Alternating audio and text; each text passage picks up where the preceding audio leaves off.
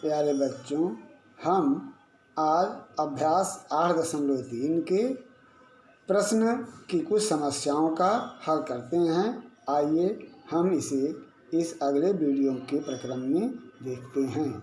जय हिंद। मेरे प्यारे बच्चों, अब हम 8.3 का क्वेश्चन नंबर 3 पढ़ते हैं। ये लिख रहा है, एक नगर की वर्तमान जनसंख्या, यानी नगर की वर्तमान जनसंख्या, ये जो नगर की वर्तमान जनसंख्या है वह वर्तमान जनसंख्या जो तुम्हारी बुक में लिखा गया है उसके अकॉर्डिंग लिख रहा है 25,000। अब आगे लिख रहा है 25,000 है, ये वर्तमान है। अब यहाँ कह रहा है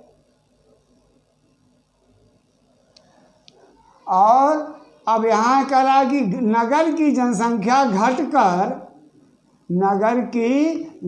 24,500 हो गई।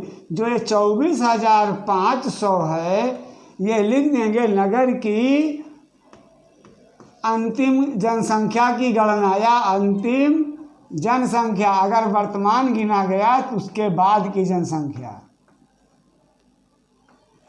ये हो गया।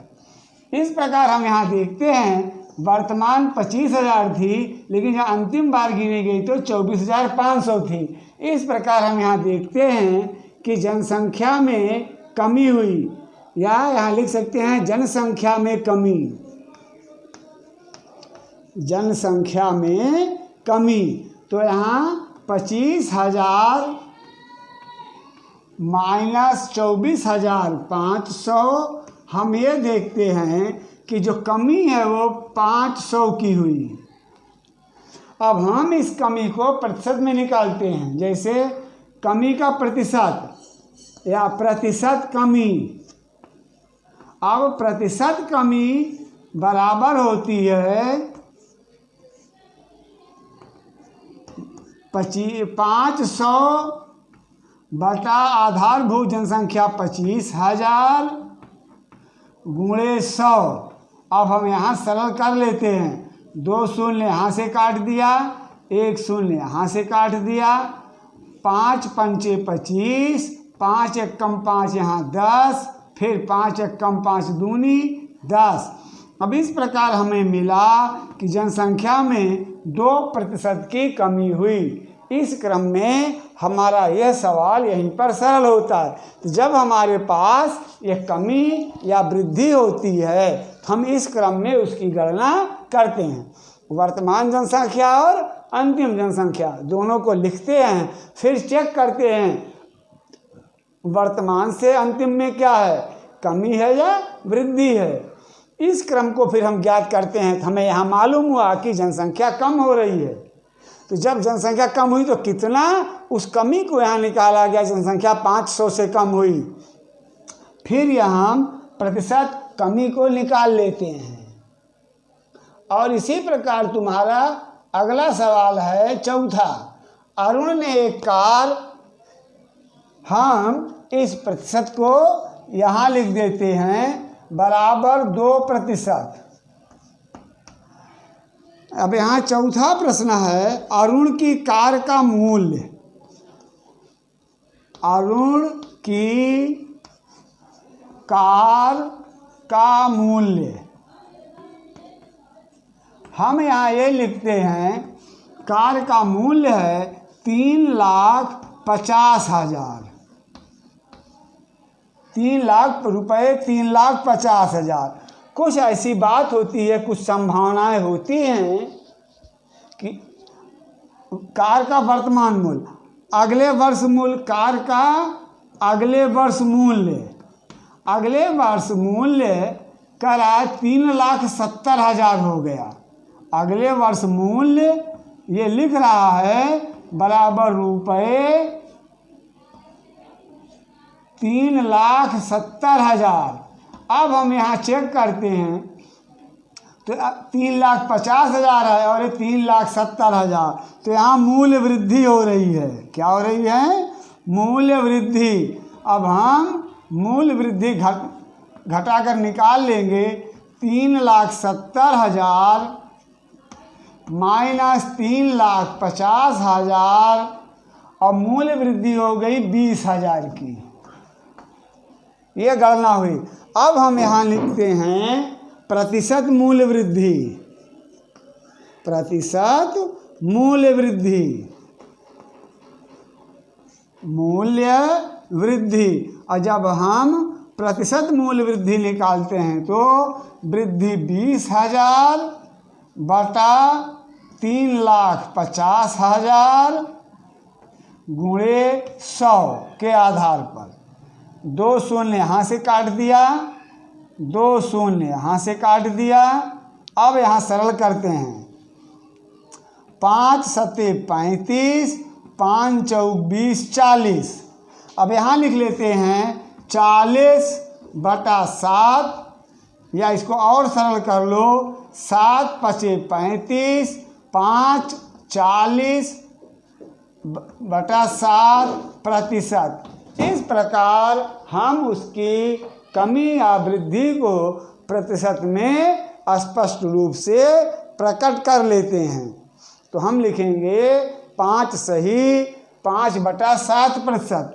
अगर भाग देते हो तो 5 दशमलव यहाँ 50 हो जाएगा, 7 सत्ता 49, 1 50, 1 के आगे 0 10, 7 एकम 7 3 10, 7 चौक 28, 2 30, 7 मतलब ये कटेगा नहीं, इतने पर हमें लिख सकते हैं। इतना प्रतिशत उचित होगा कि हम यहीं तक इसकी गणना करें।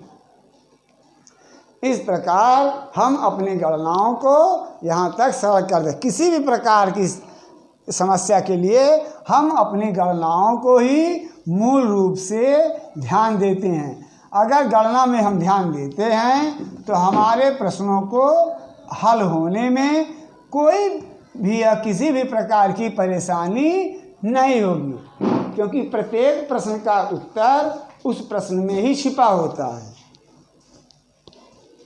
से लिख रहा है एक सामान का क्रय मूल्य यहाँ दिया गया है। एक सामान, अब यहाँ तुम्हारे पास लिखा गया है क्रय मूल्य। यह क्रय मूल्य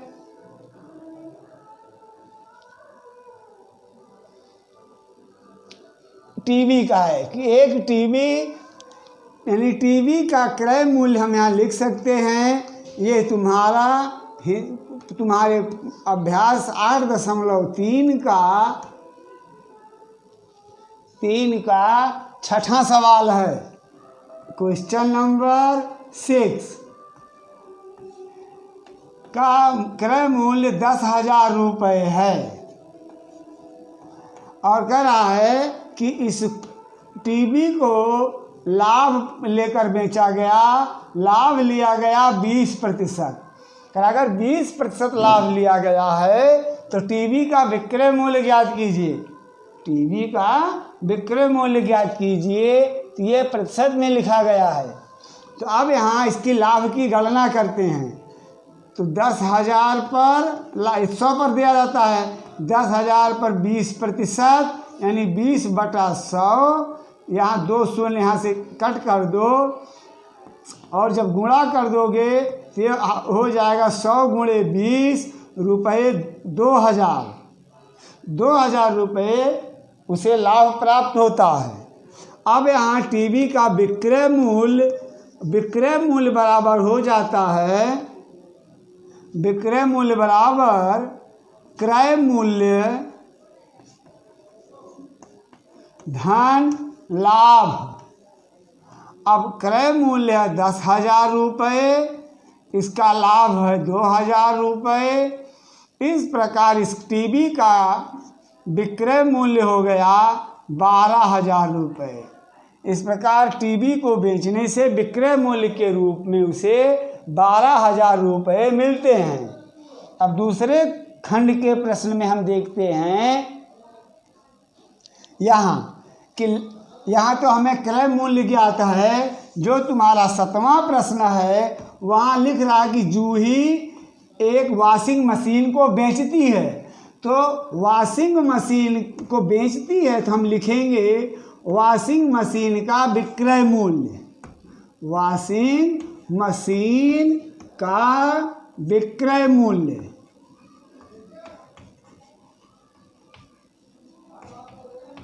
ये लिख रहा है वॉशिंग मशीन का विक्रय मूल्य 13,500 रुपये, 13,500 रुपये उस वॉशिंग मशीन का विक्रय मूल्य है। कह रहा है कि जब इसमें बेचती है तो उसने दिया है कि 20% की हानि उठानी पड़ती है, तो उसे इस 13,500 में बेचने पर हानि उठानी पड़ती है 20% की प्रतिशत हानि। अब कह रहा है कि वॉशिंग मशीन का क्रय मूल्य क्या है। इसके लिए हम लोग दो विधियों का प्रयोग करते हैं और उन दो विधियों में एक विस्तृत विधि है और एक मशीन का क्रय मूल्य। और फिर इसके लिए हम एक सूत्र लिखते हैं, विक्रय मूल्य गुणे 100 बटा ब्रैकेट में 100 ऋण हानि। ये हम याद रखते हैं, इस प्रकार गणना करते हैं। ये सूत्र है। तो विक्रय मूल्य 13,500 गुणे 100 बटा 100 ऋण हानि 20। हम यहाँ गणना करेंगे 13,500 गुणे 100 बटा 80, 100 बटा 80। अब हम सरल कर लेते हैं, 8 से 0 और 4 दूनी 2 चौक 8, 2 से पढ़ेंगे 2 चौक 8, 2 पंचे 10, 4 से यहाँ भाग दे दो, 4 तिहाई 12, 1 13, 1 के आगे 3 15, 4 तिहाई 12, 3 15, 3 के आगे 0 30, 4 सते 28, 2 30, 2 के आगे 0 20, 4 पंचे 20। हमारे पास संख्या गई 3,375 और यहाँ 5 गुणा कर लेते हैं। 5 25, 5 हासिल 2, 5 सते 35, 2 37, 7 हासिल 3, 5 तिहाई 15, 3 18 के 8 हासिल 1, 5 तिहाई 15 1 16। अब हम यहाँ गणना करने के बाद पाते हैं कि जो वॉशिंग मशीन है उसका क्रय मूल्य 16,875 रुपये था। इस गणना को हम इस क्रम से गणना कर लेते हैं और गणना करते हुए हम अपने गणना की क्रियाओं को विशेष रूप से ध्यान देते हैं। विश्वास है कि आप सबको ये प्रश्न अवश्य ही समझ में आ गया होगा।